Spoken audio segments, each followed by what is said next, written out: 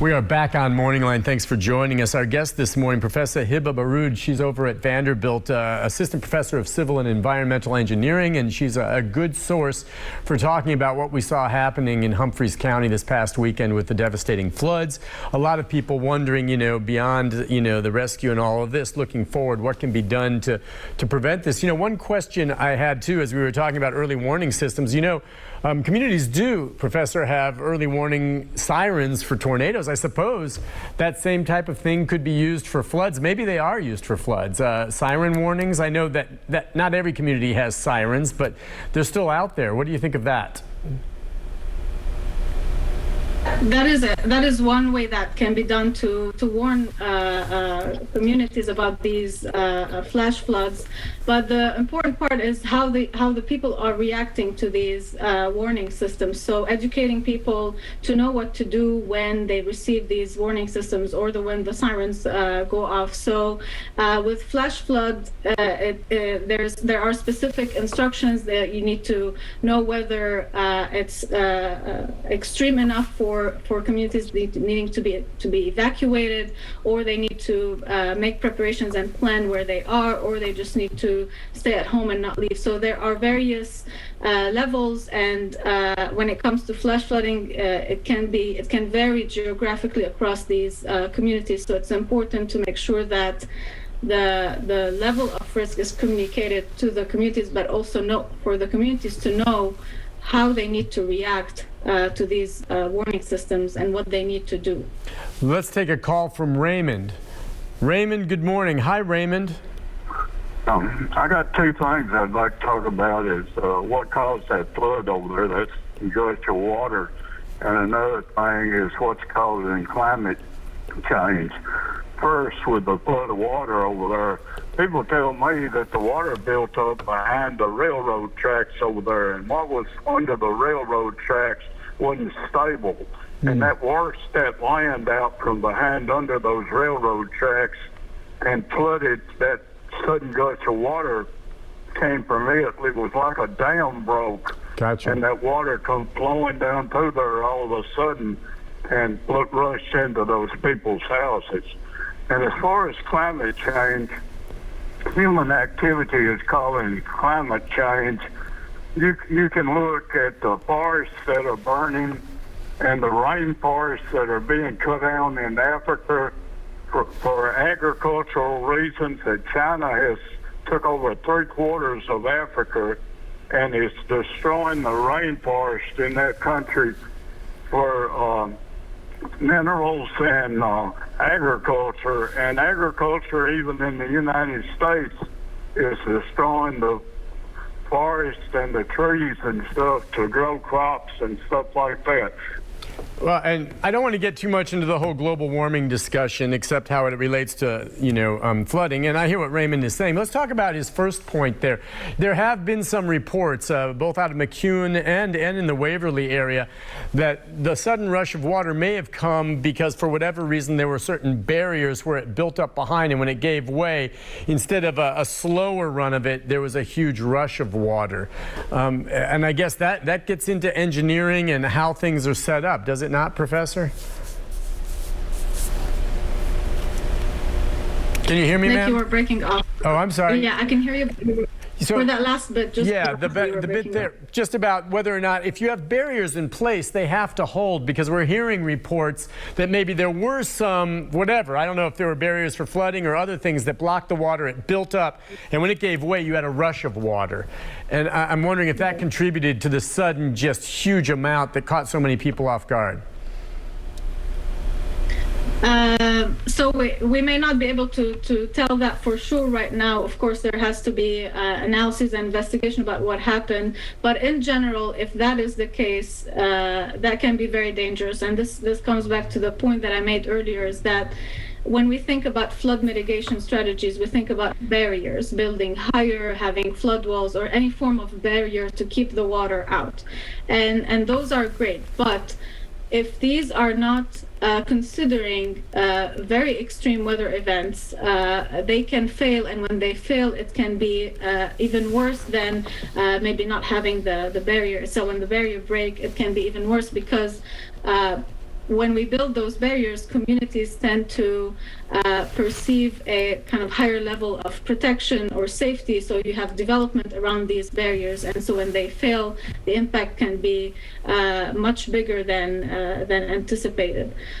So that's why even when we're building those barriers or those flood walls, when we're thinking about the future, we have to think about, well, how high this is going to be. We cannot think of one kind of infrastructure solution that is going to be bulletproof to anything that we're going to witness in the future. And so this is why when we're planning, we need to consider a kind of a holistic approach that takes on multiple strategies at the same time. So having the infrastructure there, but also thinking about policies or flood insurance or evacuation plans that can protect communities in the events such as this one, where the infrastructure itself might fail.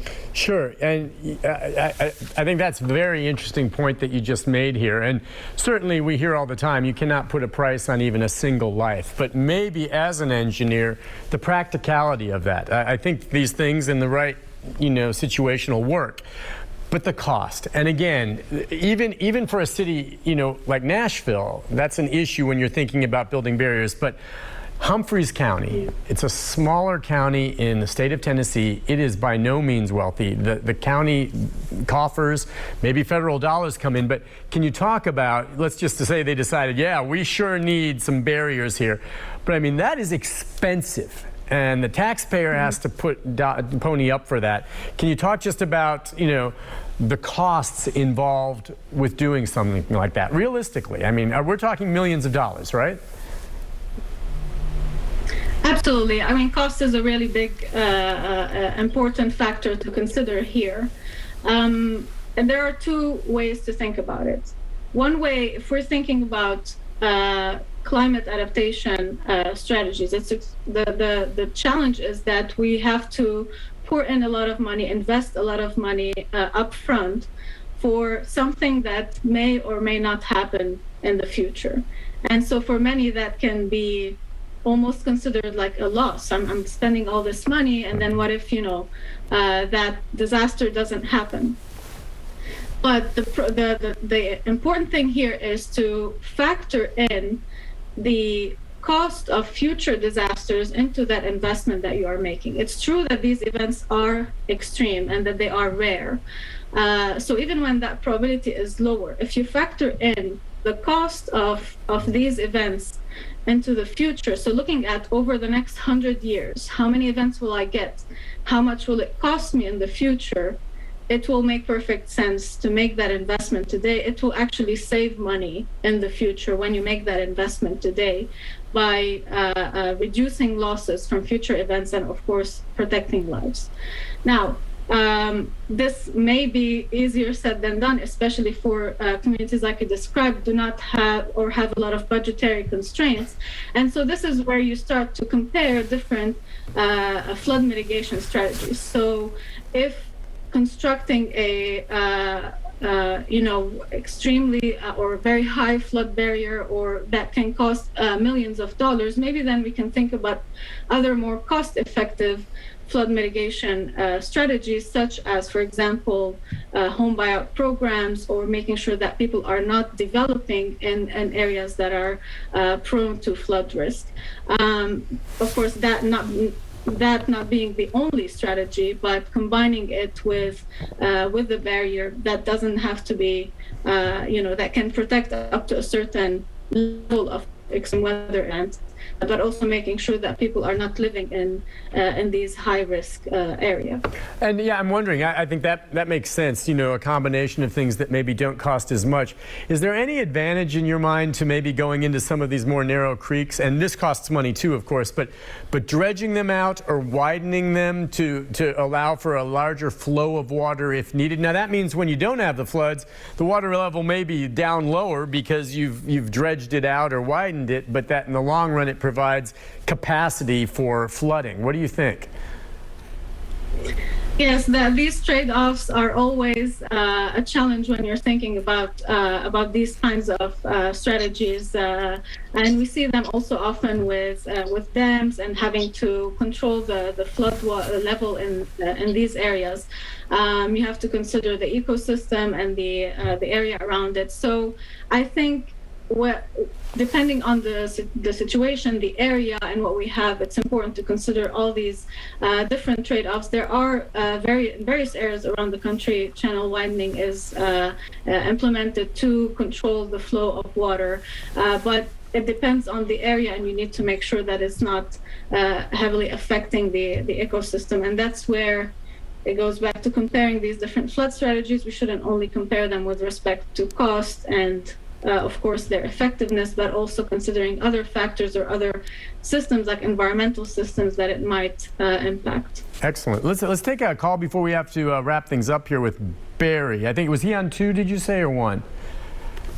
Barry, good morning. Hi, Barry. Yes, I'd like to make a couple comments here, Sure. please. First thing is, no disrespect to you or the young lady. I'm not trying to make that. Yeah. But the first thing is does the young lady live out in the country where hills and hollers are? And do you? And the thing about it is, it's just like this. When the water comes down, it's going to go to the weakest point of travel. And when it fills up, it's going to go to the next weakest point of travel.